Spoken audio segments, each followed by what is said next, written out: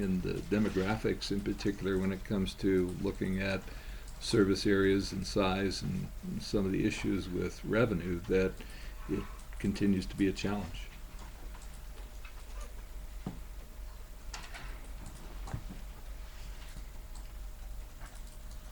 Any other questions? Comments? So what is the end result of this meeting on the 6th? What is the hoped for result? Question. Basically just to figure out the roles of each entity, and so we're not expecting from the other entities what they can't deliver or consider they can't, and what we can work together. Primarily, the number one is probably Capcom. no, the legislative, Lobbying. yeah, lobbying, for Yeah. lack of a better word. Yeah. I was trying to think of the correct word. Legislative agenda that we can all support. So, Okay, any other questions? Comments? John, when you say entities, how many entities are we talking about here? Just well, the just the commission colleges and trustees? the commission. But, you know, colleges break it out to the trustees and presidents, Mhm. and there's some commissioners think we don't talk to our presidents, but I've always disagreed with that. Any other questions, comments?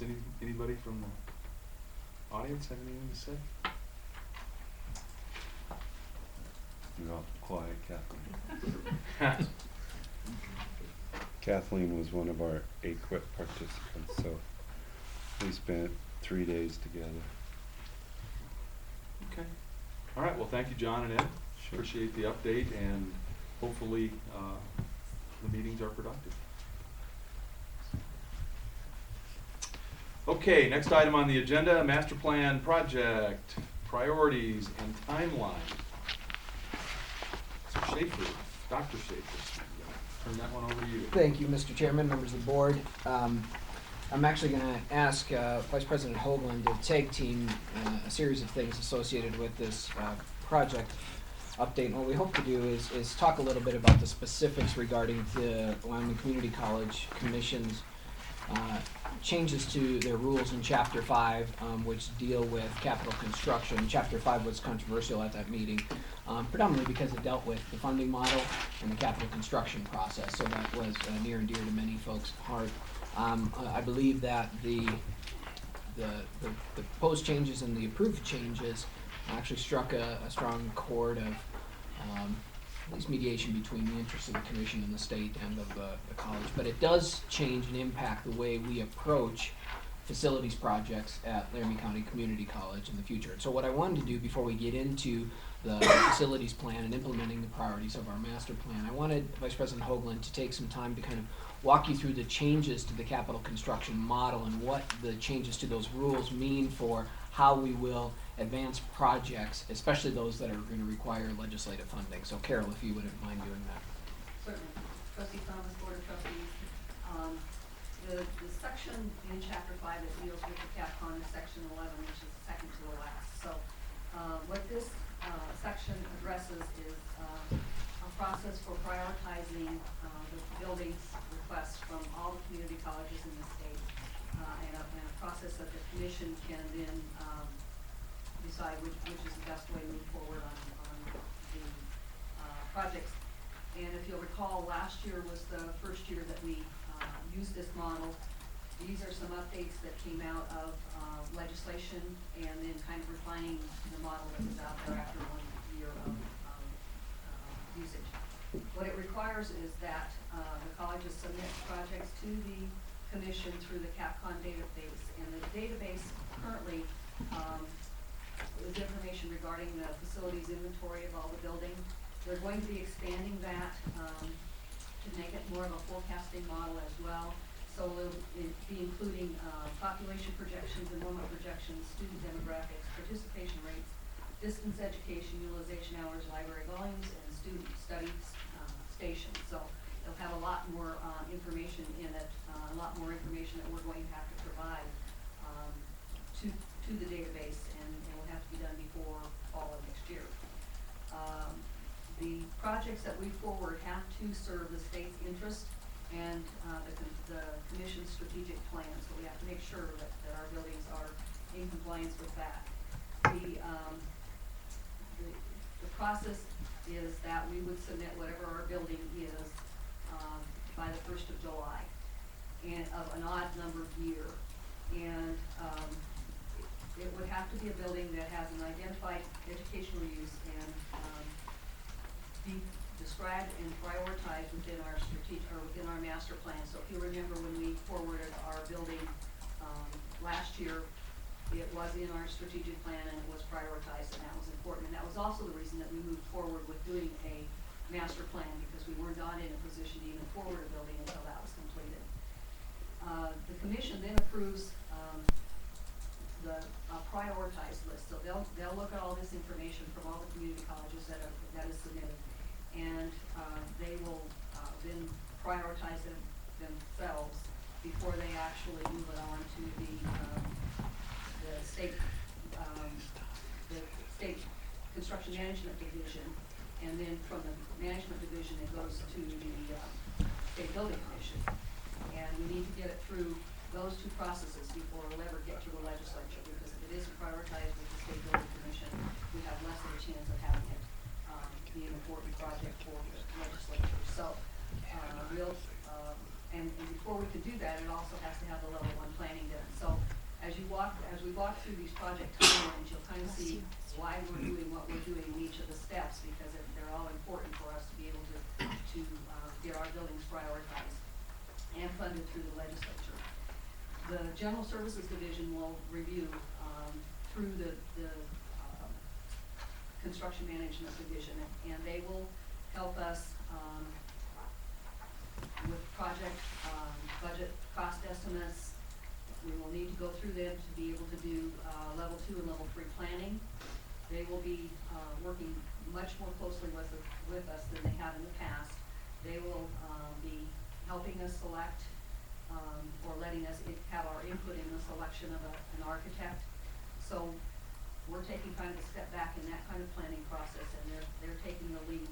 But they have been very easy to work with us. We work with them on the projects that we had for the state fiscal stabilization funds.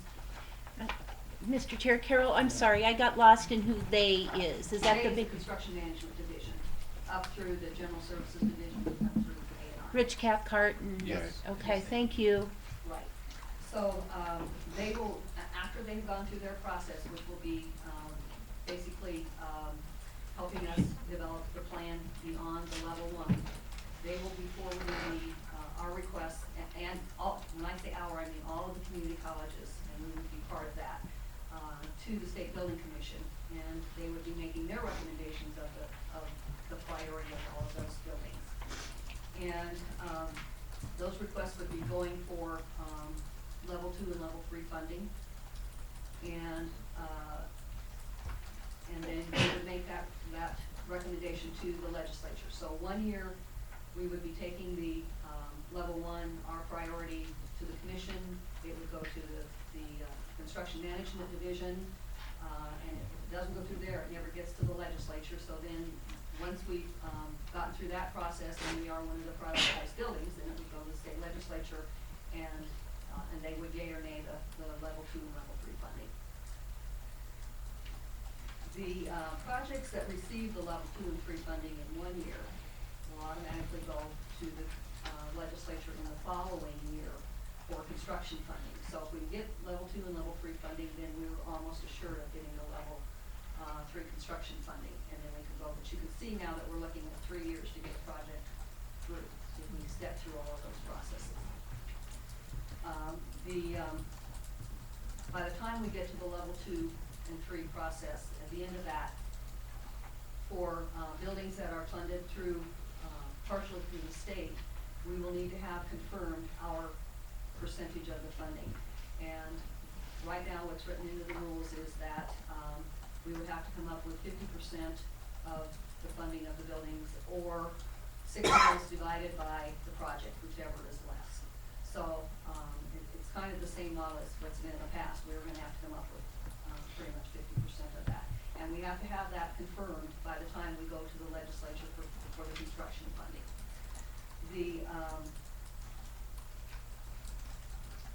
For buildings that we are not asking for state funding for, and only asking for authorization to move forward on, like a residence hall, and you'll see in here some of the other buildings that we are not asking for state funding. We can go to the commission at any time for those, and ask, and it isn't tied to the legislative process in the sense that it has to be in a specific year. Mr. Chair, I have another question. This goes back to about 2 sentences ago. When you said we need to confirm our 50%, does confirm mean have it in our checkbook, or does it mean have a plan for it to be in our checkbook? It's in between there. If our 50% is from, say, a millage or a bond issue, that has to have happened already. So we have So to the get bond approval. had to have already gone through the voters, and Right, so we're probably looking at more than 3 years in many ways. right. And what you'll see in the timeline is our best estimate of how long, the most aggressive schedule that we could make this happen on. Okay. So, at the minimum, you know, the arrangement of the buildings could change, but the length is probably about the Okay. same. And I didn't let you finish. So you said something like a bond issue, the bond would have had to have passed Laramie County voters already. Correct.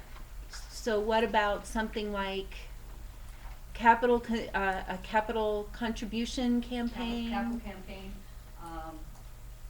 I'm not real sure what they would mean by Okay. confirmed, but I'm thinking Okay. that we would have to have a good share of it raised and then pledged for the rest of it. Pledged?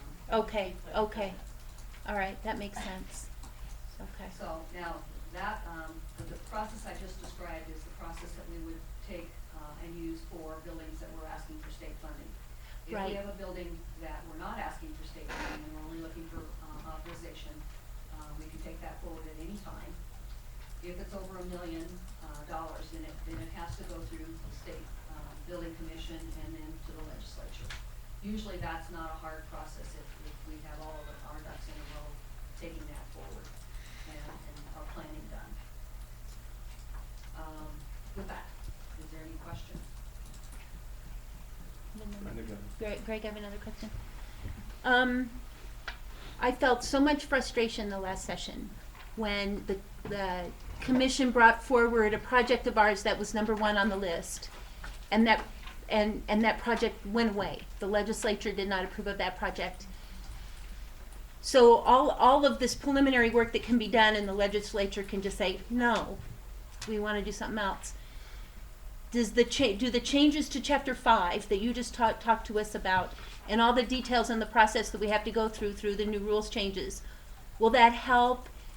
Would that help toward a goal of actually getting the projects that the commission proposes or that the commission recommends to go through the legislature? Or will it still not really matter all that much? I think it will matter. I think it was a new process. I think we were dealing with a different political climate than we have in the past. It obviously does not make it sure that would happen, but it does help streamline the process, legitimize the process, and hopefully the legislature will see that it has value and move forward as it's presented. So maybe yes, maybe no. I don't know how to predict that. I'll take the political stab at it. Okay. Take Carol off it. The main thing, Brenda, is that the legislature will see that Laramie County is interested in building this building.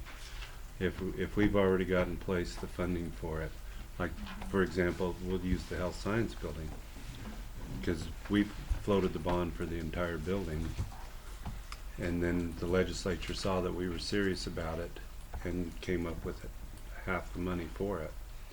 And you still have that problem with the last time where the governor said, I don't think this is a viable option, but if the money's already there, he can say, sure, we'll go ahead and sponsor this bill. But with the last time the governor said, I don't see the money, our share of the money there, and that's one of the reasons he took it off of his list. And even though the commission introduced it at the appropriations committee, that's as far as it went, as far as the legislature, because the governor had already said he had no, it wasn't in the governor's budget.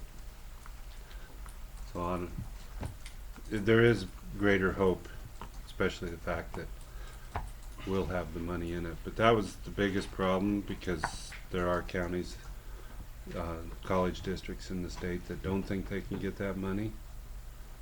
So they're worried that they've never passed a bond issue successfully. They've floated them and they've never passed. So that was one of the concerns about this. Yes, sir. Another aspect, as John indicated, that some counties struggle with getting the money. In other cases, you have counties such as Sweetwater who That's what I was can, referring about. you know, they could, if they passed it, they would have all the money for it. And that's where the 6 mil or 50% issue comes into play, which, you know, in that meeting, I'll say our president stepped up and gave them an option that allowed us to get off a rock and a hard spot we've been on for half an hour or more. And it's an issue. Those folks have got a concern that they feel they've already paid in terms of mill levies, as you've probably heard in your meetings and know better than I. And on the other hand, those counties which haven't. So there's that kind of issue out there afoot. It's back to revenue and revenue streams. Right. Yes, sir. The other thing is, this is for Butch's benefit. If the county, another county, a service county wants a building, and it's primarily Albany and Campbell County that are affected by this. Nobody, well, I guess Converse County wants to build one in Douglas too. So if those counties want a building and they don't have other sources of income, or sources of revenue, not income, then it increases the probability of not building a building there. So just so we'll probably bring that up when we meet with yours board in the end of this month. But Greg, Yes, can ma'am. I have a clarification question. I thought the governor did support what the commission brought forward. no, he And only legislature supported. said no. He only of the 8 projects brought forward, he only supported 4 of them. And wasn't ours one of them? No, it was Oh. the 2 Central Okay. Wyoming College So it was ones. the governor that said, okay, Well, the commission still did its job and took them to the JAC, right, all 8 of them. right. But only 4 went through. There was 1 in Sheridan, 2 in Fremont County, and Northwest. Northwest. Thank And you. those are the same 4 that the governor also? Those are the 4 the governor Okay. approved, put in his budget. Do we, are there members of the appropriations committee that are on the small counties that can't get funding outside of the state? It's not the small counties. that Or, are- take away the word small. Are there members of the Joint Appropriations Committee who are in the counties or represent the counties who are saying, who have the colleges who are saying we cannot get the 50% outside of state funds? Going by my memory of the JAC, no. The only county that has a real problem is Sweetwater. Well, if you go to Campbell County, yes, because you have Von Flater Right. on there. And of course, Albany County, you have the chair, current chair. So yes, I guess to answer your question, it would be yes. Does the legislature have to pass these rules? No, Okay, these rules, in fact, these are emergency rules, which according to Matt Petrie are good for up to 90 days, 45 days with an automatic renewal before they have to actually go to hearing. okay. But they're just like the rules we've passed.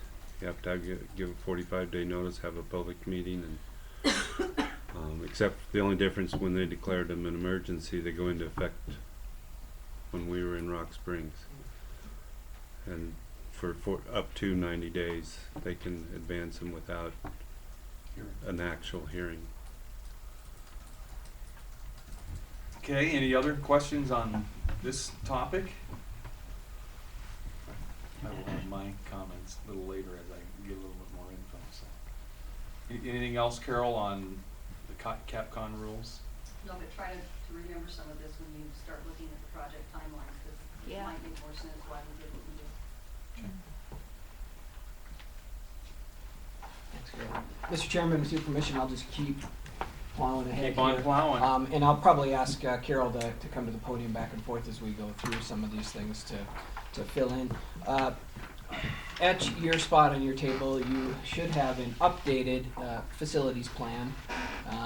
Before we get into it, I just want to thank a few folks in the room, Tim McNamara, who is here, Carol Hoagland, Lisa Murphy, and folks within her, Greg Flores, really have done a lot of work on trying to take concepts that were within our master plan, which were building concepts, and help us articulate them in a series of priorities for this campus, as well as illustrating a timeline and a process of which we would approach each and every one of these projects. So this has been a team effort, and I know Tim has spent a lot of time in trying to figure out how would we manage this, and in many ways how Tim's going to manage some of this process as we go through, because even though the time frame may look elongated, it's a pretty aggressive agenda for us to be addressed. I think it's a good agenda. I think it's a doable agenda, but it's pretty aggressive. So let me just talk briefly about the things that have changed in this facilities plan to get you up to speed. This plan recognizes what I think of as 4 traditional or distinct LCCC facilities projects, and I'll talk about them slightly. It also has 2 unique projects. One of those is the University of Wyoming partnership and the facilities for the Albany County expansion over there, and the other one is the campus facelift we talked about. But we'll get into each of the traditional projects. This plan does include performing arts building. After our meeting where we presented this proposed plan to you, I heard your feedback as well as feedback from the audience regarding the performing and fine arts building. And since then, I've had numerous conversations with individuals on campus. Went to Kathleen Urban's division, Arts and Humanities, and talked about this and tried to get an understanding. And so that is included in here. And so in many ways, it recognizes what I believe are the top major facilities priorities of the master plan. Because of the work that we still have ahead of us, especially in projects like the Performing and Fine Arts building, the timeline is elongated. You'll now see it's not a 5-year plan, it actually extends out through 2020. And I think that's important.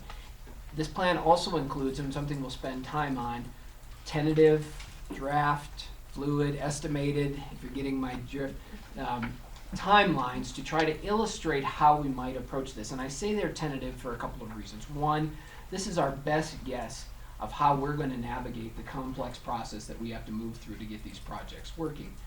2, it illustrates critical decision points that require the decision or the support of the voters as well as private givers. And I want to make sure that people know that because we've put those items in these timelines, it is not our assumption that the voters of Laramie County, that the private donors that support this campus are ready to write checks, tax themselves, or do that.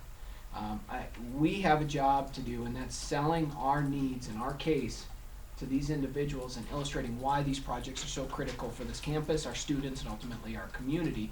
But ultimately, they will have to decide. So those items on here are truly there to illustrate the necessary steps. As Carol mentioned, if we want state support or state funds for these projects, it is now going to require that we come up with a significant portion of the funding for those projects.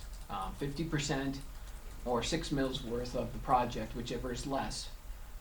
And in Laramie County, it's probably going to be a wash. We're going to be right around that 50% just because of the valuation of a mill in Laramie County. We'll have to come up with that. So in many ways, we're gonna have to test the viability of these projects with our local constituents and with our private donors before they even get to the legislature. And that's one of the key pieces and one of the key reasons why the Performing and Fine Arts Building is in here. We've been talking about it, you've had numerous conversations, we've done planning with that, and the same with the University Center. Let's set it in motion, and what I've heard is, we believe there's a case, we know there's a need, we believe we can make it, we're gonna do our work and push it to those decision points, and ultimately, those donors and those voters are gonna help us decide whether or not this is truly a need for Laramie County, and whether or not they can support it. So we're gonna rally behind it, and we're gonna, pardon my French, give it hell to get these things done. So, we believe this facilities plan represents our priorities, and we believe it represents your priorities, and it starts us moving down the track of getting these facilities projects in the work. So, Mr. Chairman, if I will, I want to work through these quickly because it's not a complex document, and then really just open it up for conversation and discussion about the specific timeline. On the very first page, what we've tried to do is illustrate a timeline between 2012 to 2020 of what types of activities we'll be doing for each of these projects in each of those years.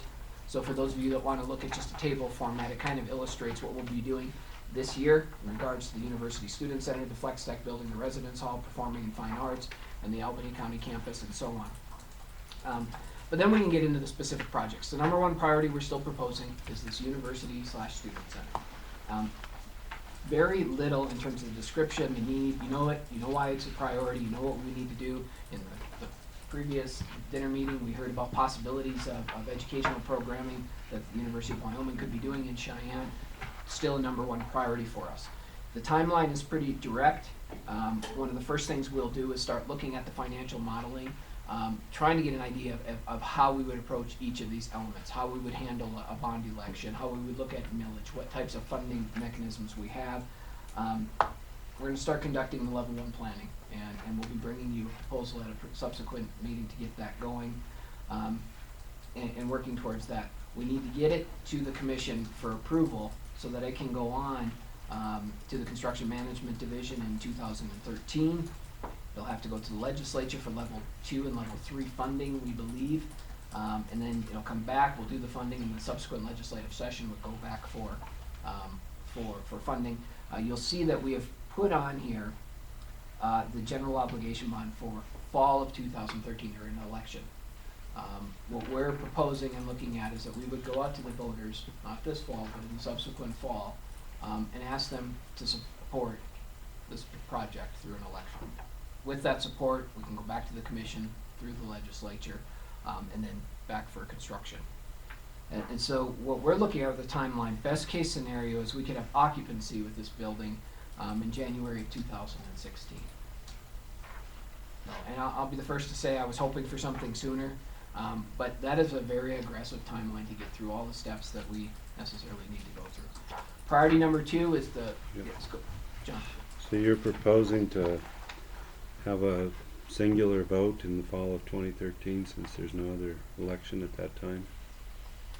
To meet this timeline, we would have to have our own, as I understand it, special election associated with that, or with what other special elections may be occurring during that time, yes. Joe, let me, Doesn't vote it out. here, what I'd like to do, since I kind of flipped through the book, let's let Joe go through the timeline, and then let's go back and talk about some of the details of it, okay? Can we do that? You bet. Okay. We'll go through. Flex Tech Building, very similar timeline.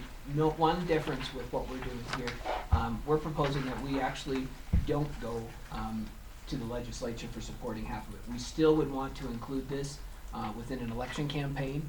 We would still want to ask our voters to recognize the need and support the need for this building.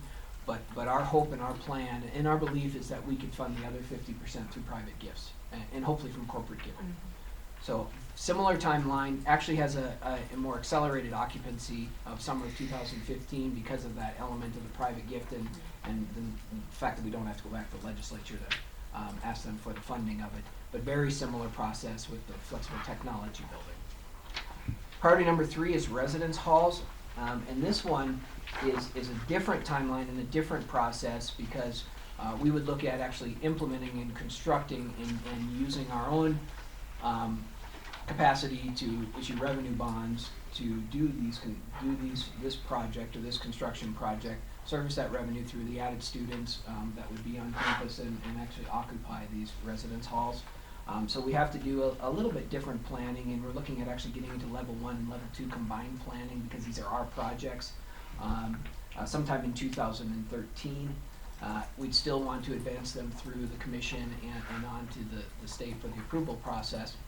But it looks that we would actually have occupancy of August of 2016 if we follow the specific timeline. Priority number 4 is the Fine and Performing Arts Center. And you'll see that this has a very comprehensive, a very elongated timeline where we've tried to identify the elements of what we would need to do given the history and also the unique nature of this facility. And Mr. Chairman, unless you actually want me to go through each element of the timeline, what I can tell you is that we've front-loaded a lot of activity with mobilizing community support, going back and refining the planning needs, identifying the facility needs, and still utilizing the approval process through the commission, onto the construction management division, onto the legislature for level 2 and level 3 planning funds, and then back to the legislature. The difference here is that we would actually have a separate election for this one specifically in the fall of 2017, so 4 years past the one we would plan to hold 2013, and also a component of a capital campaign. It is the longest project within this plan that would actually put occupancy at the summer of 2020. And then the two other ones that are in here, we call them additional project. One is the Albany County campus expansion at the University of Wyoming. And the reason this is an additional project, it is still a priority for us, but we've recognized, and I believe the University of Wyoming has suggested that they will take the lead on this. One of the things that we believe we'll be working on and should know after the board meeting, UW board meeting tomorrow, is that we will develop a joint planning committee to do level 1 planning for this project. From there, the University of Wyoming plans to advance that through their processes, and I believe through the legislature, but according to their timeline, and they'll drive that project, whereas we'll be a supporting partner and utilize those facilities probably as a tenant basis on their campus. But so we're still very engaged. It is still very much a process on this, but we're going to let the University of Wyoming take the lead in how they manage the timeline and approval process for these facilities in Albany County. And then the last project is our campus facelift. And again, I've gotten a lot of support for this project. People like it. The fact that we actually are working on some of these projects right now, and we'll be able to implement them just with institutional funds, major maintenance funds. I'm almost, I don't like it being in the back, because I think this is one that's going to show tangible, realistic results on our campus right away, and it's very exciting. So with that, what I'd like to do is turn it over to Mr. Chairman and the board, and then we can talk about specifics in the timeline. Tim McNamara can help us, Carol can help us, and really what we want to do is hear your questions, thoughts, get your input, your feedback, and I would like to bring this back to you at your business meeting this month for approval. Whoa, that's a lot of stuff. Let me, I'm gonna just open up to the very first page and talk about a few things, and get some clarification, etc. The secure financial advising to do financial modeling, we're wanting to do that right away. Am I correct with that? I would imagine it would all be the same folks, etc. Potentially, who knows? You'll tell us. You mean one group to do all of it rather than a group per project? Yeah, and I don't know what the best way is to do it. Yeah, Carol, if you could. Yeah, go ahead. That's the significance of the color coding. Okay. That's all the same transaction, but we would be doing it for each of the projects. Okay. So we're doing one Okay. RFP for a financial advisor to help us Okay. model all each one of these projects. Give me an idea, what kind of effort is this? Time frame, financial resources? Do you have any idea? Just I think we can have it completed in 45 to 60 days. Okay, so it's a for all couple the month projects. type deal. Obviously, we'll concentrate on the ones that we want to move on first. okay. And then who does this kind of stuff? Well, we have an RFP that's going out on the street. It'll be companies like Kaiser and Company, Okay. George K. Plum, RCB, So those kinds of financial underwriters that can model for us. Okay. All right, and I imagine you'll be bringing some info onto that to us pretty quickly. Because the thing that I just don't, and I, you know, and it's kind of on my mind all the time, if there's a way that we don't have to go to the state for money for specific projects, I don't want to do it. I'm not, you talked about the process. I mean, the process here, you know, we're having to jump through lots of hoops with these folks in time, and from what I even hear, what they're gonna be hired, you know, I don't know who hires the folks that work on these projects, who hires the engineers, who hires the architects, I don't know, do they? Yes. For buildings that we're requesting state funding, the construction management division will be taking the lead on the planning of the building. So I keep that in mind, not that I know if they can do a good job or not, I do kinda know this, they haven't done that much of it yet, have they? No, but Mr. 40-some school buildings. Yeah, And that's because of the design and the way the commission has been structured with this, the campus has been doing that. Our work with construction management and interaction, it isn't that they're not capable or willing, they just haven't been part of the process, they will now be. And we've been very pleased with the interaction, and I think it would be a very collaborative planning and construction process. Correct, Good.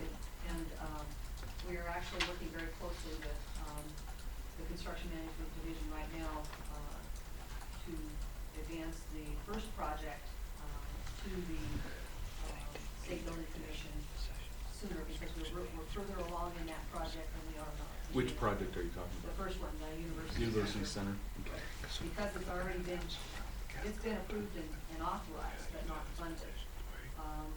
But only at the level 1+ stage, so we're working closely with them to move it. Okay, and then you just so I can get, it's on my mind and I wanna make sure I ask the question. The other thing that I know, and I know that we've talked about it and thought about it, and I think are taking some action on it, is if we don't have to go to the state for funding to do these studies. Does that speed up our timeline? Mr. Chairman, if we are going to be requesting state funds, the process now is that they will have to fund and approve the level 2 and level 3 funding. So we will be on the hook for the level 1 funding, but if we want state funds for that, we cannot necessarily just foot the bill for the level 2 and level 3 funding and move forward and then advance it to the legislature for construction funds. Set. And correct, and we can, for this one, we can agree to do the level 2 funding, but we can't afford to do the level 3. The level 3 funding is 8 to 10% of the total project, so we're talking Right. millions there, so, obviously. Well, and that's one reason I asked this project, University Center project, we have allocated some money for level 2, and we can move forward with that as quickly as we can. Okay. I'm looking at what else your ambitious people are wanting to do here in 2012, since we're 2/3 of the way through, or 1/3 of the way through, I mean. So we would plan on getting our level 1 study updated on the University Student Center. That's a couple years old. I think that's prudent. Get our level 2 done with the construction management folks. And then what's, what is that? Construction management, what's college funded mean? We would be funding that Okay, portion of it. gotcha, okay, okay. Okay, you guys can jump around, I just found it, I wanted to see what we're planning on doing here in 2012, and it looks like we're gonna try to get all of our financial stuff done, we're gonna get as much of the planning done on the University Center as we can. What are you planning here on this Flex Tech building? Well, because we anticipate or will be modeling that Okay. we will not be asking the state for Okay. funds. What we'll probably Okay. do is a hybrid level 1, level 2 to get some Okay. initial drawings, concept drawings done, as well as a cost estimate, because Okay. we will use that as the foundation for the information we'll take out for private giving. Okay. Greg, Yes, I ma'am, have go a ahead. Did I understand correctly that we're gonna be doing one RFP for all, for this financial financial advising side, yeah. for all 4 projects? Yes. Thanks. Yes. You know, when you start putting down plans on paper like this, you feel like they're set in concrete. And I would just like to return for a minute to last autumn when we were talking about this. We had an A list and a B list. The A list were projects that we could identify where the funding was coming from. The B list, we were a little more iffy on. And that was the only reason for making an A list and a B list was that funding. The B list was a bunch of projects that we did not order in any priority. And they were on that B list only because we couldn't identify funding nearly so clearly. At this point in time, I don't think we can identify funding on any of these things very clearly. And I would just like to reiterate that this is no priority list necessarily. When you say fluid, I'm thinking that things could rise and fall depending upon the financial modeling and who we can get as partners and what interest there is in the community. Yes? I agree. Does everyone sort of agree with me on that? Mm-hmm. I do. Although I will say that if you don't get them specified and start moving on them, which I am happy to see that we are at least moving on. I think the only one that was on I don't have did somebody have a copy of the master plan? Yeah, I don't know. What was our kind of A list? Our A list was the university student. University Center, I know we had the Flex Tech, I don't know. And we had the. Residence hall. We did, I don't know what No, we the did. Residence hall. We Here, didn't have hand residence. that down to me.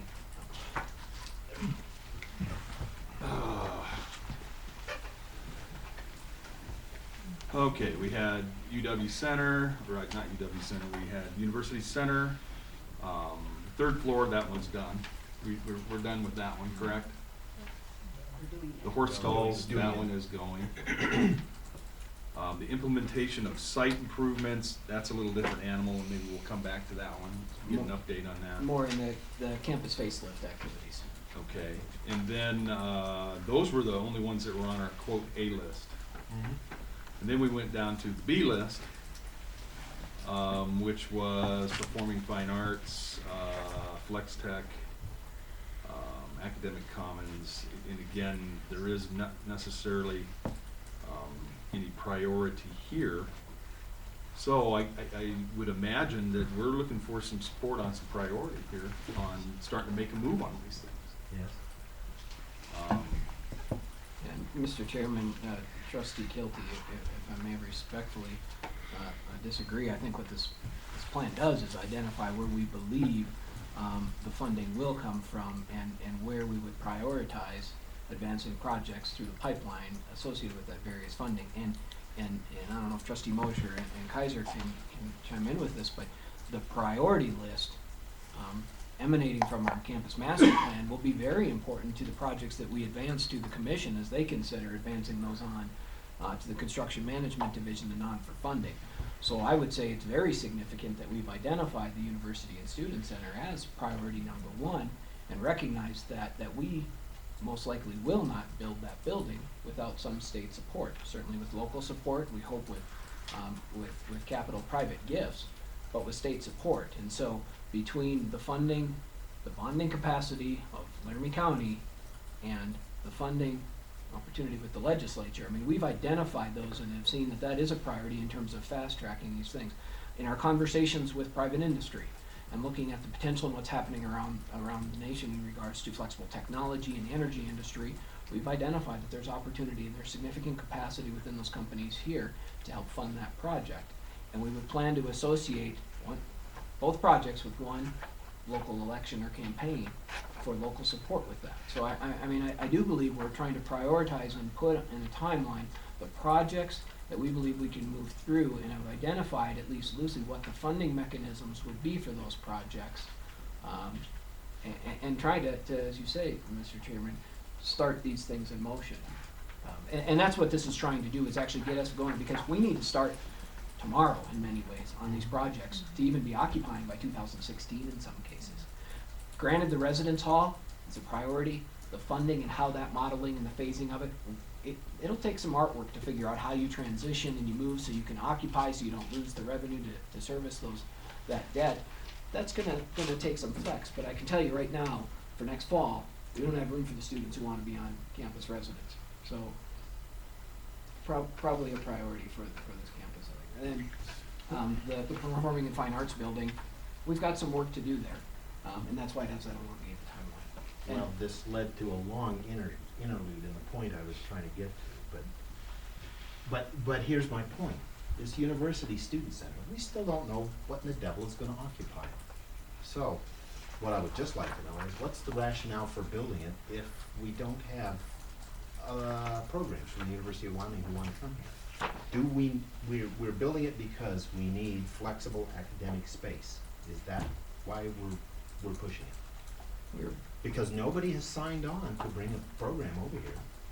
no, and Mr. Chairman, Trustee Kilty, we are building that and moving it as a priority for a variety of reasons. One, it's the one that's furthest along in our planning processes. Sure. And that's why it ended up on our A list, was it was the only horse we could ride there for a big project on the A list. Number two, within the concept, even the original concept, yes, the original driver was university partnership, what programs can we bring from the University of Wyoming? We've talked about and struggled through how ready we are, how ready the University of Wyoming is actually to bring that here. But as you heard tonight, we actually have numerous relationships with universities across the region. There is an opportunity to provide very visible space for both the University of Wyoming as well as some of these other partners to help ease that transition for our students and help them through that. The two other needs that fit with this so well that we have recognized, and I believe you've recognized as significant challenges, we have to bring and start to provide a coherent, student-focused center for all of the student services that they need to succeed in higher education. And right now, we have student services sort of all over campus. We have the one area that's there, but then we've got campus living and learning over by this place and that. We need to simplify it. This provides a great opportunity to provide a one-stop shop for student services.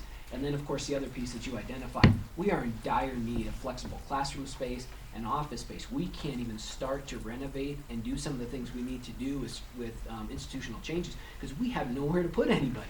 So we can't free up space to renovate it, to make new things because we have no place to put them. So while we will go through an updated level 1/level 2 study for this, I mean, I'm feeling pretty strong that that's what's gonna be included in this project, and it meets the state interest, it meets this model. It's a good project to really still have as priority one. And I think you'll see that we can achieve many of the interests that you have and that this campus has through this project.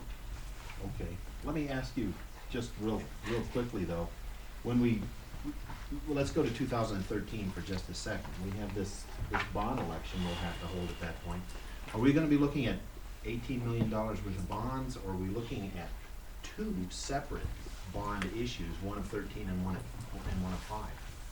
Mr. Chairman, Trustee Kilty, we have, one of the reasons we'll secure a financial advisor is because we need to look at the options associated with general obligation bonds versus a 5 mil levy that could service a revenue bond that we might issue. So if the voters agree to additional levies that would create a revenue stream, we would then issue through our building authority revenue bonds, and we could service it. But we need to look at what's the best model, what's the most favorable environment, what would be most palatable to the taxpayers and all that great stuff.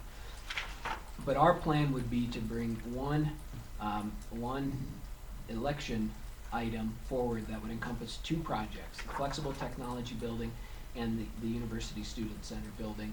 If we use the 50% threshold is what we would try to generate for a local match, Yeah. and if the estimate of the University Center is still at 26 million, there's 13 million there. If the estimate for the Flex Tech Building is 10, probably 5, so we're looking at about $18 million is what we would ask. Bonding capacity for Laramie, LCCC in Laramie County is about 38 million. So let me ask one further question. We're looking for partners in the Flex Tech building. At some point, there's gonna have to be a drop dead point. We have either found the partners or we haven't. Do we have an amount, a drop dead amount, and a drop dead date sort of in there?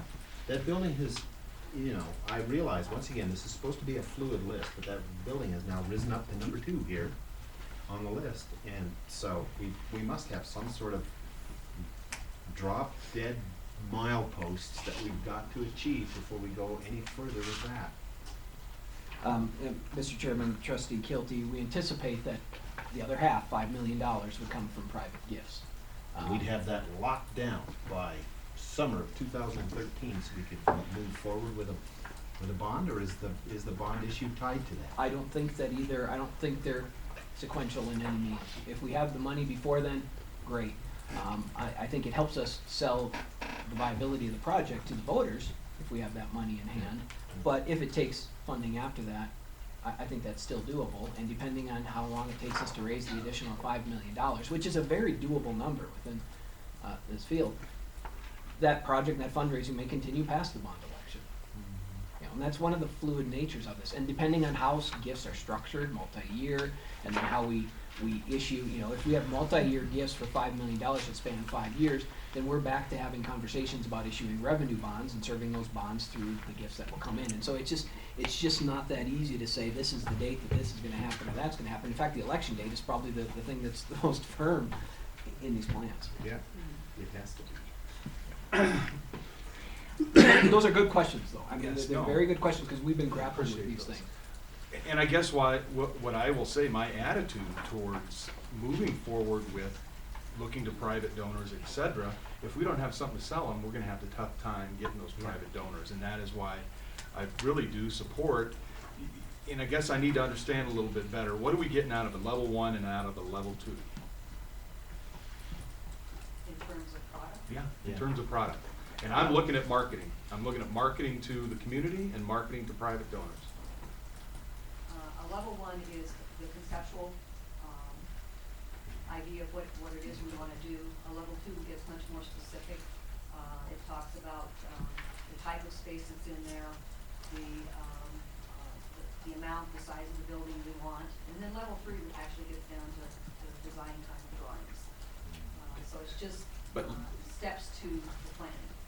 Okay, and where does the program, and I'm gonna jump on Kevin's bandwagon here, where do the program issues get addressed? Level 1, level 2? Both. Okay. Both. Okay. Level 1 is feasibility concept. Level 2 is where we start initial programming through charrettes processes and those types of things. We try to identify exactly what the space may look like. Typically results in, as I understand it, conceptual drawings and estimated price tag. Level 3 is where we start to move into more specific design, construction documents, and those types of things.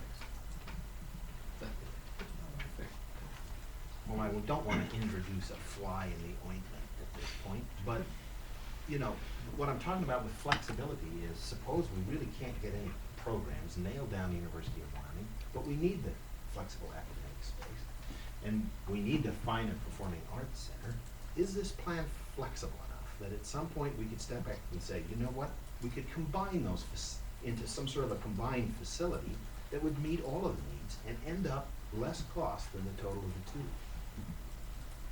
Now, the simple question is, yes, one of the great things about the opportunity of doing all these plans together, even though Tim's gonna not sleep much as we go through this, but one of the great things is we're having conversations around campus about these buildings. I mean, we anticipate there will be change and flex with that. So you bet something can happen. I mean, this is what we're gonna be asking you to approve is, let us loose and start moving down this road. Things may change, things may come up as we look at the, you know, issuing the actual contracts to do the planning and approving the plans.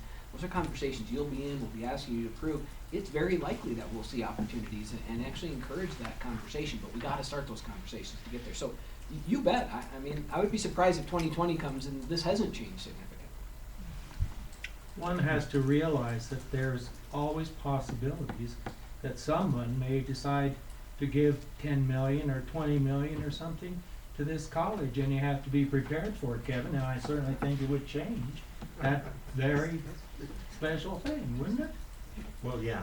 Yeah, I mean, okay, so you have to be flexible. A And gift I- of I 20 mean, that million is a- hasn't happened yet, That is so I a think it's low possibility. probability. Yeah, but that, it could happen. I don't think we've been ready, and I think that's what this conversation is about, just I- being ready. You know, that could change it very dramatically. But what I'm interested in is what is the attitude here? Is it flexible enough to accommodate all sorts of change, or are we setting anything in concrete that leads to a particular path that we just have to go down because that's the way we did it? No, Mr. Chairman, Trustee Kilty, we are open to opportunity. Yes, ma'am. Dr. Schaefer, would you talk to me about how the capital campaign fits into the 50% formula? If we have to go to the legislature saying we have 50% of the money in our pockets, does the capital campaign then subtract from the share of 50% that say we have to get from a mill levy election? Is that how that works? Yes. So say we already have 3 million, so we maybe don't need to ask for quite as much from the voters, that sort of thing? Correct, and Okay. Mr. Chairman, Trustee Little, with these projects, we will always be looking, engaging, and trying to identify private giving that will help reduce the cost, the support of the voters, Uh-huh. and even of the taxpayers from legislative appropriation. That's Yeah. true, it would Yes. take off from, so it Yes. takes off from the bottom line of what we split 50-50. Just understood, thank you. Great. Mr. Chairman, Yes, sir. there was an issue, and maybe Carol can deal with that. As we walk forward with these, my understanding was that one is in the pipeline at a time. As we go to the state, and I don't know who'd want to respond to that, but there's some issue with that, isn't there? Yeah, Mr. Chairman, Trustee Mosier, as I recall from the conversation, one of the commissioners actually moved to strike the limit. The background was the original proposed rules in Chapter 5 said that each college could only advance one project at a time.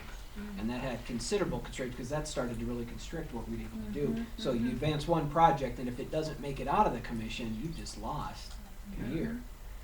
And then you have to go back with that project. If I remember correctly, they amended that to not restrict it to one project. John, do you remember that as well? I think it went through, you know, Campus. after about 7 hours, but without seeing the minutes, they, when Bruce brought that forward, whether they voted on it, I can't remember the It's just a outcome. concern, Mr. Chairman, with regards to, as we look at both these projects, one, we're not necessarily looking at going to the state for the Flex Tech. The other one we are, so I would think we would be okay, but I just wondered how that played out. Trustee Thomas, Yes, ma'am. to answer the first question, I have a copy of the draft rules that came out of the commission that is intended to go to wherever they have to take them to make a rule next week, and it is not in there. So we can advance more than one building at a time. Now I forgot the other question. Sorry. Well, no, that answers it, because it was how it would affect then the Flex Tech building, which is not a part of that. Right. Okay. And these would be for legislative funding. It is still highly probable that even if we advance 2 or 3 projects to the commission, you know, there's a high probability that 7 projects are gonna come out of their prioritization and go on to the construction management division, and there'll be 1 from each campus, would be my guess. Mr. Chairman. Yes. I'd like to just clarify one further thing, and I think Carol maybe clarified some of it for me. Well, let's say we build the University of Wyoming building, we consolidate a lot of the student services there. Then we will be recovering space on this campus all over the place. And that is additional cost. And I'm also wondering how much of it would require additional permission from the state to make modifications to things and so forth. Mr. Chairman. Where does the additional money for that recovery come from? That's a separate project? We actually have the capability, and Tim, jump in here if I miss it, or Carol, for renovations, those type of things, we can actually use major maintenance funds, which are part of the appropriation, you know, on a biennial basis. This biennium, we anticipate 2.2 million. Okay. That's how we would probably address that. Now, projects that went over $1 million, we would still have to advance those for commission approval, but we've actually, renovations are actually less of a challenge for us, because the state has been very generous in recognizing the investment they have in allocating major maintenance funds, but that's how we would probably address that. So they're almost pro forma as far as permission from the state when you are renovating. Sure, there's a process in which we go where Tim has to identify a list of major maintenance and communicate that with the appropriate state entities to do that, but yeah, in many ways, I would say that they're sort of assumed and delegated the authority to the campus.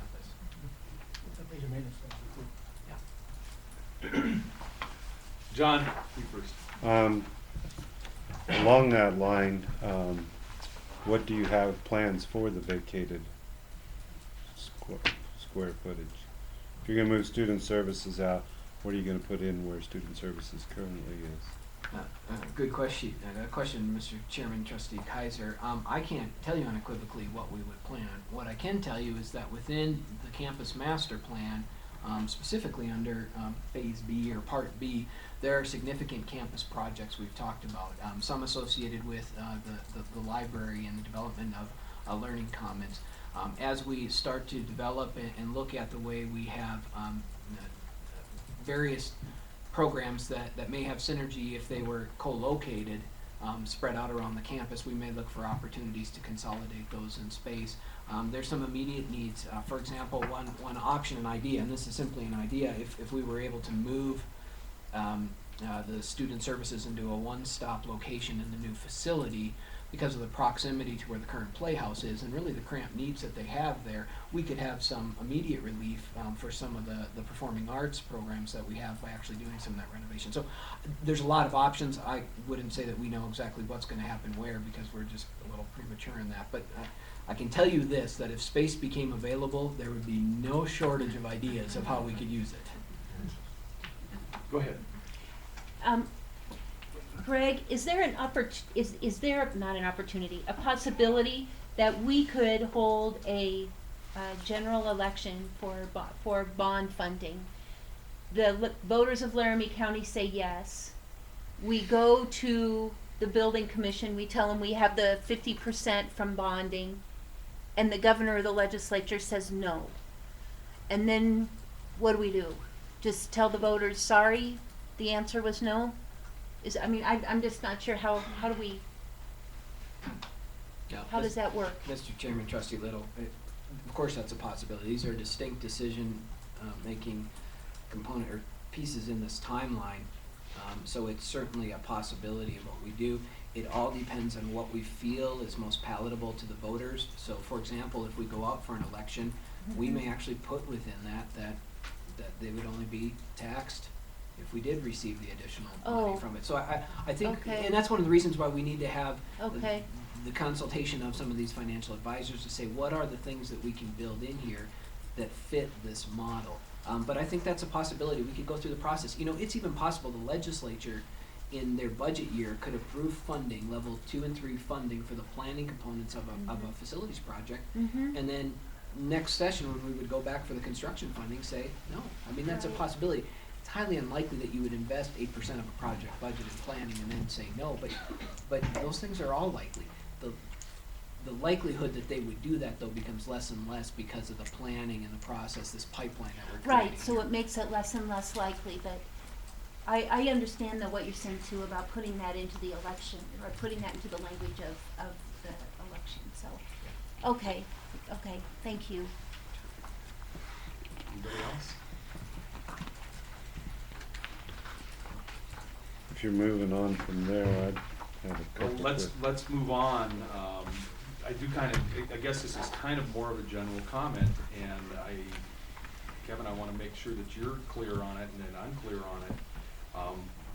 We're getting asked for priority. And I guess I'm not opposed to that at all. I think that's the only way to get moving on these things. Yeah, I will say that priorities can change.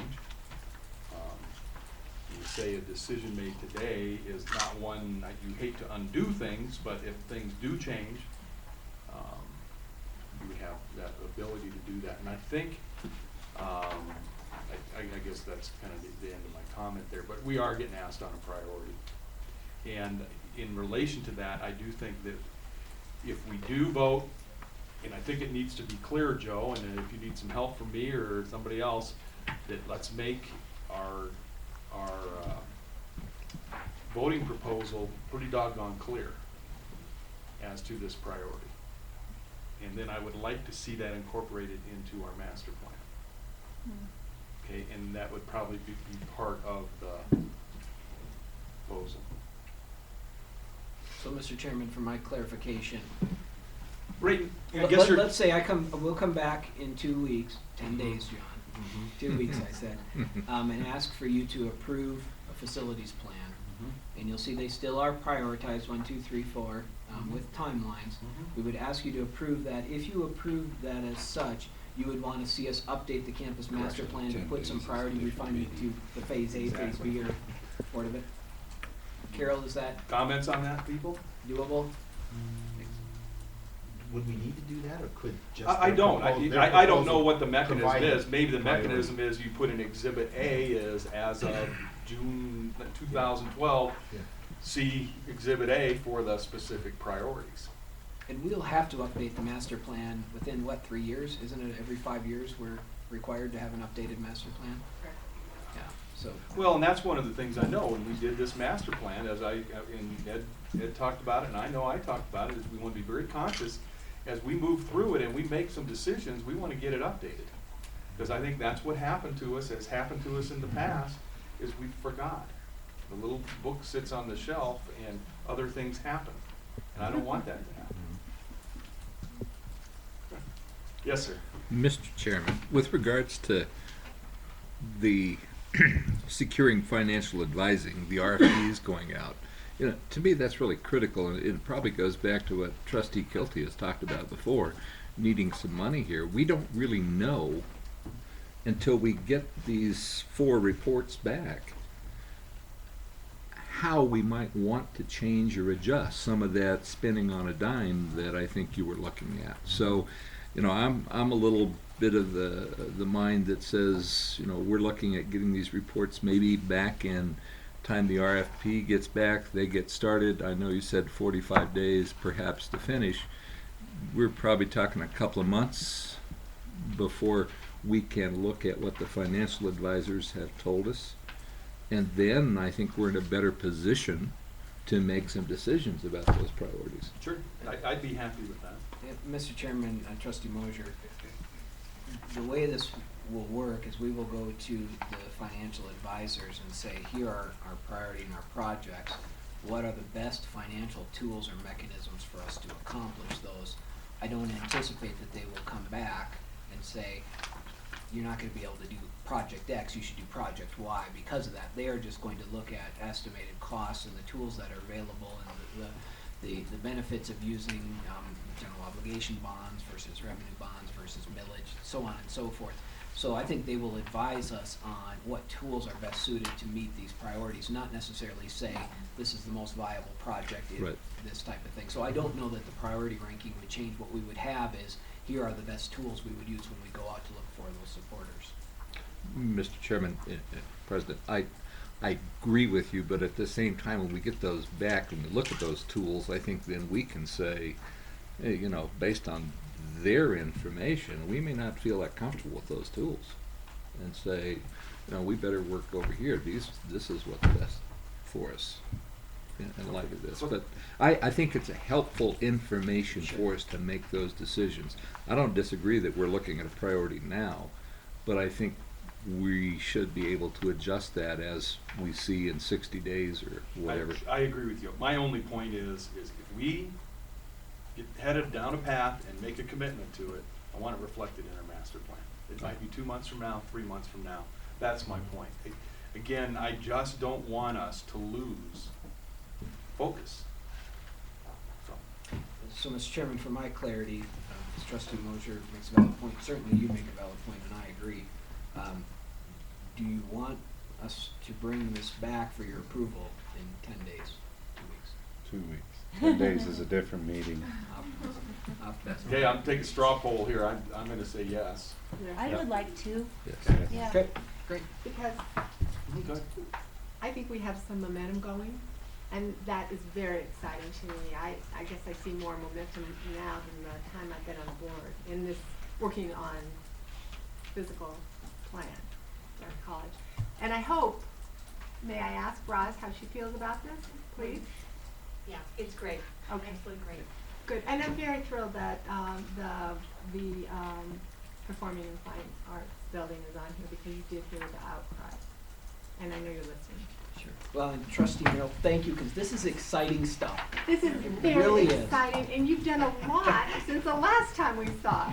And Mr. Chair, I Yes, want ma'am. to also say this was a very impressive document. Yeah. And a lot of work and time and thought and planning went into this, and I appreciate this very, very much. And Trustee Little, like I said, that's Lisa and her crew, Tim and Carol. I have very, very little to do with this. A good team put that together for you. Mr. Chairman, one other thing is, as we move forward, and I don't know, we don't want to see that in 2 weeks, but I would like to see in 60 days something added to this. Would talk a little bit about programs.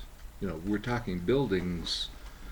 I want to hear something about the programs as part of what, you know, what are we selling that you were talking about. So maybe some thought into, you know, as we look at these spaces, these buildings, they have names, but, you know, what are we looking at doing in these buildings? I guess, Ed, I would propose, I'm not ready to dive into these. I need a little time to look at these. I think that you Yeah. guys have done a good job, and I'm gonna trust that it's coherent and works together. I'll have an opportunity to look at that. Ed, quite frankly, this whole program issue has been on my mind for a while. Joe knows it. And I would not mind bringing up that issue right now and getting at least some preliminary thoughts. And I can tell you that we have some, okay? And I'm just Okay. gonna start right out with the University Center. We're looking at education, 4-year master's degree. We're looking at nursing or health field, 4-year master degree. And some type of business, 4-year, I don't know if it's master's oriented. And it's not a new thing. I mean, that's what kind of got us into the mental thought process of this. I don't know how many years it was, 4, 3. Those were the specific needs. Those were, and I'll give some credit to the University of Wyoming, but we had been thinking about those. That's a market that they can capture here, and that's where, at least from the University Center side, in addition to, and I agree with you, Joe, of centralizing student services, that would be the 3 program areas I would like to push on those areas, okay? Mr. Chairman, could I say to Mr. Moser something, please? Sure. Remember from Field of Dreams, if you build it, they will. Good swing. So, I'll shoot that one off because I think it's an apropos time, and I think it's something that we need to think about. I think those are 3 areas that it isn't just me that has that thought. I can tell you, and maybe they've changed their mind, but I doubt it. The folks from University of Wyoming had on their mind, and we saw a little bit tonight. I don't know the specifics, but I like to see those 3 paths on that specific building. Let me finish the other couple buildings. The technology building, again, I'm a little perplexed on why it's 3 stories. And I guess we'll get into the specific programming as to what the needs are. But I do think, and they're coming, there are some energy-related areas that we need to get back into. We need to get back into welding. We need to get back into some of these other areas, and hopefully that those can get fleshed out pretty doggone quickly. There's a couple different ways. Schlumberger's opening up in the next couple of weeks. Somebody ought to have a conversation with operators over there and find out who the heck they're looking for. And there's some other folks coming around. So I look at least pushing that Flex Tech building is the hopeful continued slow progress of the Niobrara Shale. So I think that would drive that side of it and other things. We know that we have needs in the automotive, well, diesel, and that is related to that energy field too. So that's my ideas on that Flex Tech building. What are the other ones? Residence hall. The residence hall, I think that one's just a matter of need, and that is a revenue bump. I don't know what the exact funding mechanism is, and and don't forget about the privatization side of that too. I will not let that not get on the list. But the residence hall situation, and then the fine arts, I guess we're kind of out looking for the group, and I haven't read the thing, to kind of bring back community support as to what that ought to look like, and also from the academic side, what really is needed on the academic side.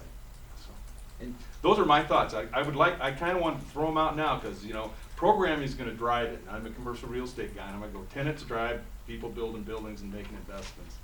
And if we don't have tenants put in these things.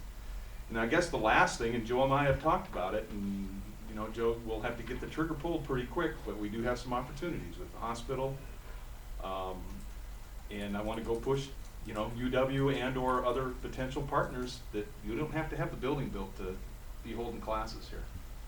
And I would like to see, and I think that would be one of our very strong selling points to whoever we're selling to, is the fact we already do have a nursing program that is trying to push out 4 years or 6 years or whatever those programs would be. Okay, I've talked enough, let me get out. Yes, Carol? Chairman, Yes? did you mean a master's program or did you mean like a BSN, like a 4-year nursing I program? meant both. So we will have a master's program coming out of our I didn't say we building as will, well? those are my ideas. I That's would your like to dream. see that happen. I take a look at our opportunities here, and there's lots of gals with BSNs that want masters to advance or get into Yes. other fields, and they're here working. Okay, thank you. And they're also down in Colorado working too. Interesting. Yes, sir. I think we miss an opportunity if we don't look at some expansion in the computer science area in particular. You know, I want to say hacking, those fine folks, but the security side in terms of, you know, what I read out there tells me that there's an awful lot of folks who are looking to do the security side, and community colleges, I think, are a prime source for providing some of that. In conjunction with the university and with Microsoft coming here, I would think we've got some options we really ought to look at in that area. Yeah, John. Haven't heard it brought up lately, but the original discussions with Dr. Buchanan was that he would move all of his offices in the county out here, and based on what happens May 17th in Sheridan, he plans on buying one of their buildings to do just that. So he still has that in mind, but I was just wondering for Sheridan County, but what about Laramie County? Mr. Chairman, Trustee Kaiser, I think there's a lot of opportunity, and as we, and even to Trustee Mosier's question, as we go into these updated level 1, level 2 plans, depending on what they are, we will have those conversations and identify the programming needs with the program. So by the very nature of bringing those plans to you for approval, you should have a picture of what the programming options and the needs are within these facilities. My hope and plan is, as we update this level 1, level 2 for the University Center, that we have University of Wyoming involvement to get a better idea of that. My belief is that the university is very interested and open to opportunities to consolidate those services, whether or not that's all of them or what they look like, or are there other options we're not even considering. I can't tell you at this point, but I think we'll flesh a lot of those out within these plans. And so we'll get to some of the programs. My bigger concern right now is that the number and the types of programs that we should be offering, just within our domain, let alone what we believe the University of Wyoming should be offering. I'll be honest, I don't think it's an issue of what we should offer or what we want to offer. It's where do we put it if we want to offer it. And the diesel is a great example of it. We want to expand the capacity of it. There's no space. And so level 1, level 2 planning will give us some idea of what those programs are. As we move through the selection of a new vice president of academic affairs, one of the first things we'll be working on is an academic plan for the institution, which will get at that. There's external conversations we need to be having, both with our university partners and the community, to prioritize what those needs are. So it'll be an ongoing dialogue, and I think you will find that you will have multiple opportunities to engage and be involved in the conversation of what types of programs we're looking and working at and things like that. And it's a critical role for you as trustees to play, to say this is what we're hearing in the community. The chairman has been saying this over. I'm telling you, there's a need for these nurses, and I think he's got somebody who's got his ear that could probably tell him that. That's your role. That's great that you're bringing us these ideas, and we will look into every single one of those and try to build that into a plan as we go forward. Sorry I got us off on this programming conversation, but I just had the urge. It's important. Anything else on programming, anybody? Audience, you're sure welcome to pipe in. Because kind of lastly, to kind of wrap this up, I want to go back to the second to the last page, which is the Albany County campus, going to get you, and talk a little bit about what our thoughts there. I don't know if you've had any further conversations with UW. I know that we need to do that quickly. Can you give us kind of the latest update on the thought process? Sure, Mr. Chairman, it's been a couple of weeks now, but Dr. Stallnecker over at the Albany County campus and I met with Don Richards and President Buchanan to sort of talk about and say, let's take the next steps. What we conceptualized and have been looking at is forming a joint planning committee to do a level 1 plan that the University of Wyoming would essentially lead. We may pay for a portion of that, but we would use, as I understand it, their architects and the people on staff to do the level 1 planning. Butch, Lynn and I will be over for a portion of the University of Wyoming board meeting tomorrow, where we'll essentially update the board that this is the direction we're going and what we're moving on. And so the project's in its works. We're going to get to that level 1 plan. We have joint commitment from leadership from both campuses, and that plan will outline the process. And then from there, we're going to be very strong supporters, but UW will drive that process. Just from the comments, they're very supportive of it, and I think that we can get considerable traction. I don't want to put words or commitments about what their priorities or timeline would be, but they were very, President Buchanan was very interested in moving on this project sooner than later. Okay. And in relation to that, what kind of programming are we looking at putting on this UW facility? In general, we would be looking at facilities and spaces where we're currently at a bottleneck. And so, for example, our science facilities at the current Albany County campus are very limited, and that is one area where we simply do not have enough sections or space to accommodate the students that we're looking at.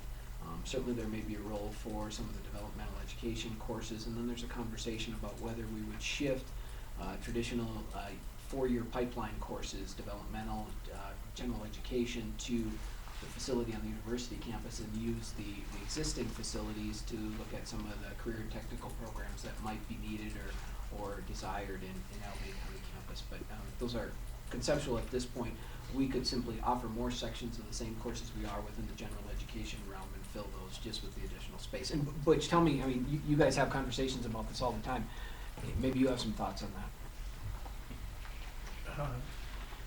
Dr. Schaefer, no, I think that the university seems to be really interested in doing taking care of the dual enrolled student and that workforce or that student force right now, because we don't have the space needs.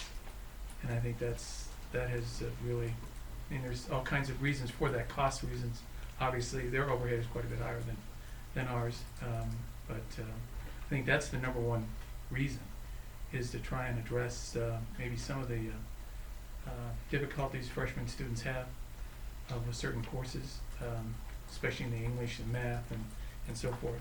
And I think there's some information that suggests it's more successful if the LCCC kind of pursues that route, helps bring that up a little bit, helps the university and their graduation rates and so forth. So I think that's the main focus for that particular building. I think there's, I know Dr. Lynn Stallnacher has said numerous times to us and the advisory board that he would like to have the Albany County campus take on more of a technical trade look than just a more of a 2-year type associate feeding the university kind of thing. But look at real needs for the community, and I think that would be good for the community. It would tie us in more, I think, give us more of a vision, I guess, and a purpose with the community residents and businesses if we had maybe some technical programs or trade programs that benefited the local area versus just general education. So I think we're looking at maybe 2 different purposes, but very important purposes in Albany County. Yes, Kevin? This project is gonna take a while to unfold and be finished and so forth, and we're sort of out of space over there already. Are there some discussions about making use of UW classrooms and so forth to, just reduce some of the congestion here? Yeah, Mr. Chairman, Trustee Trilti, President Buchanan and the university leadership have been very open about saying, how can we provide additional space? Some of the struggles have been, when you get into the details of who authorizes which space and at which time. It seems that there's a lot of Pretty evening space possessive. available. There's a lot of evening Yeah, space. so They don't teach evening classes.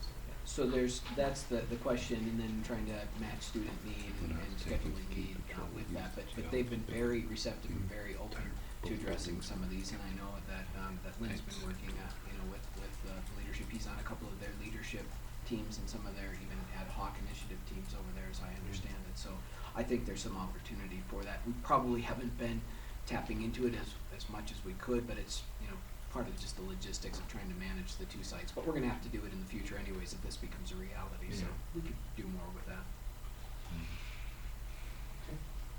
Anybody else? My head hurts, quite frankly. A lot of information, and I appreciate everybody's input, and, Doctor and your team, I appreciate you putting this together and so on. Yeah. That's what we hired you for, Joe. And one of many. This is the easy part. And, again, I do appreciate it, and Carol, I do feel some enthusiasm. Said I'm a building kind of guy, so to talk about this stuff gets my blood going. So I lost my agenda here. I'll let you Agenda. know. Okay. I just kind of open it up as we kind of wind down here. If there's any other things anybody would like to comment on, anybody from the audience, you're sure welcome. I'm an audience, I guess. I have a couple of things. Go ahead. I don't know if I was the only one of the trustees there, but you know, Nancy Cornish has been with the school for 9 years, and she gave her final concert Sunday afternoon. And of course, Dean Urban has a big job ahead of her to fill the shoes. But the concert was absolutely fabulous, and this composer wrote this huge thing, massive sorts for our chorus, and I just think it's a very fine honor, and I'm sorry that Love Place was half full, but you know, and St. Mary's is awfully big, but still, I was sorry there weren't more people there because it just was fabulous, and it was a wonderful send off for her. Well, I'm glad that you are a representative at these events. Well, I try. I can't get to all of them, but I try to get as many I can.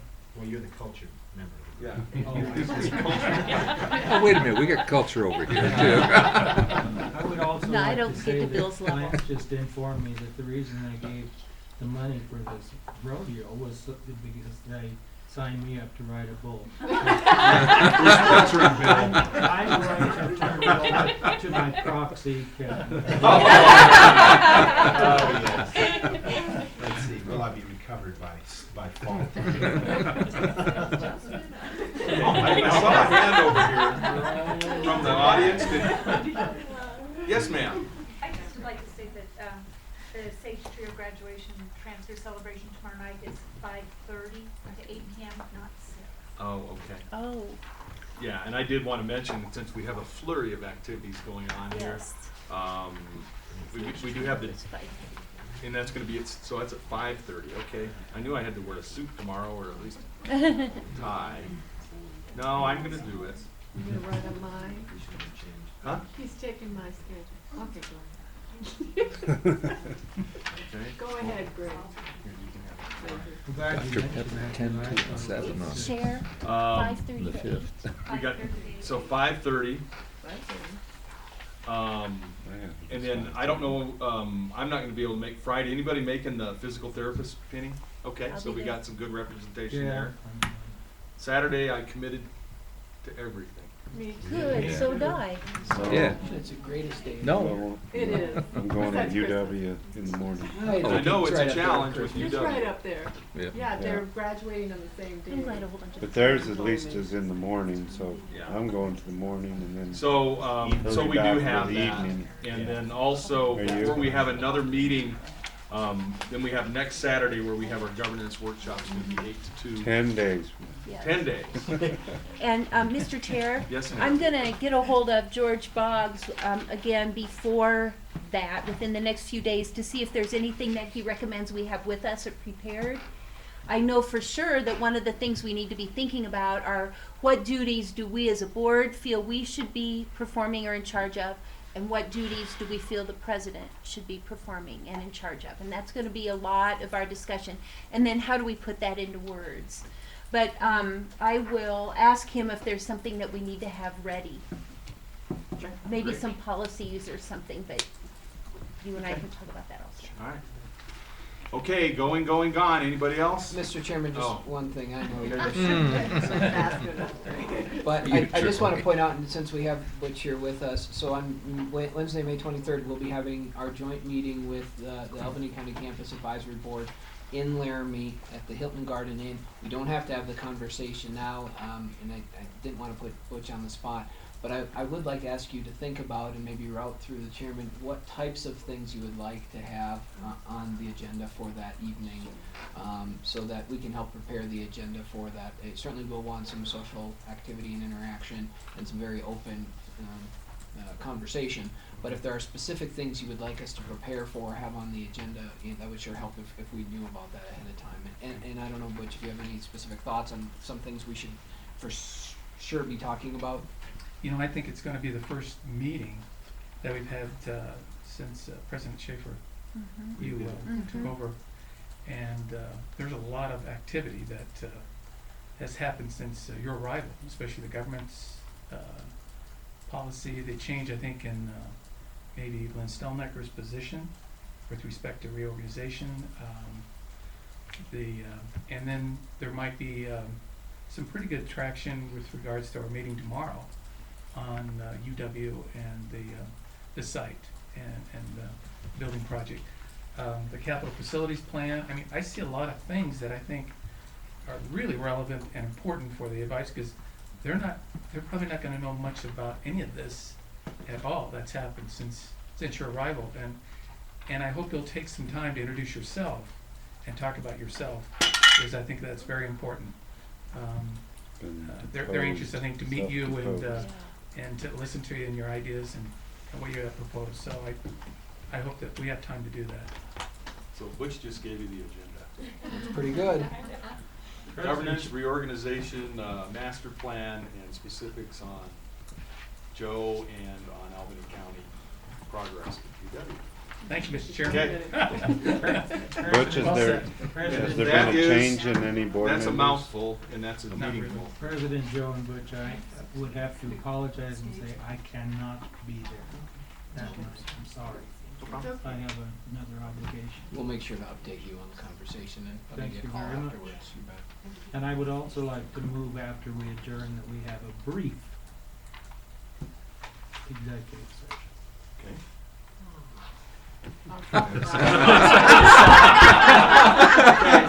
Well, So I've got a motion for a brief executive session. I've got a second. would you like to second that, Vicki? Yeah. Is it a personnel or on a legal personnel matter? matter? Personnel or legal matter? Personnel matter, okay.